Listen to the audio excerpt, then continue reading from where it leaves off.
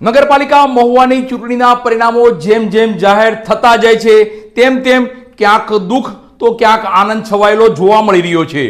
પણ આ વચ્ચે પણ ચૂંટણીના ચક્રાવો અને રસાકસી વચ્ચે લોકોમાં આતુરતા જાગી રહી છે।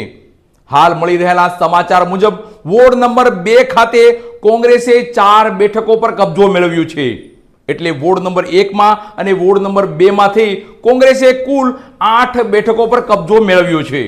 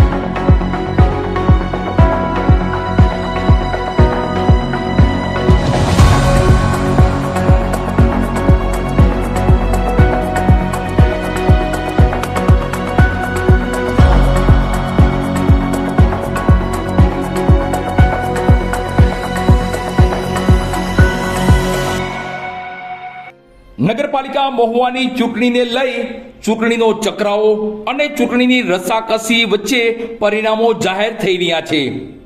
ત્યારે લોકોમાં પણ ઉત્સુકતા જાગી રહી છે કે કોણ વિજેતા જાહેર થવાનું છે।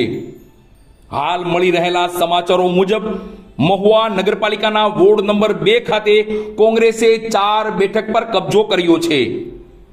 મહુવા નગરપાલિકામાં કુલ 9 વોર્ડમાં 36 બેઠકો માટે ચૂંટણી યોજાવાની હતી, પણ ભારતીય જનતા પાર્ટીના 6 ઉમેદવારો બિનહરીફ જાહેર થતા એટલે મહુવા નગરપાલિકાના 9 વોર્ડમાં 30 બેઠકો માટેની ચૂંટણી યોજાઈ હતી, જેમાં વોર્ડ નંબર 1 ખાતે કોંગ્રેસે 4 બેઠક પર વિજય મેળવ્યો છે અને વોર્ડ નંબર 2 ખાતે પણ કોંગ્રેસે 4 બેઠક પર વિજય મેળવતા કોંગ્રેસે કુલ 8 બેઠકો પર વિજય મેળવી પોતાની યોગ્યતા સાબિત કરી છે।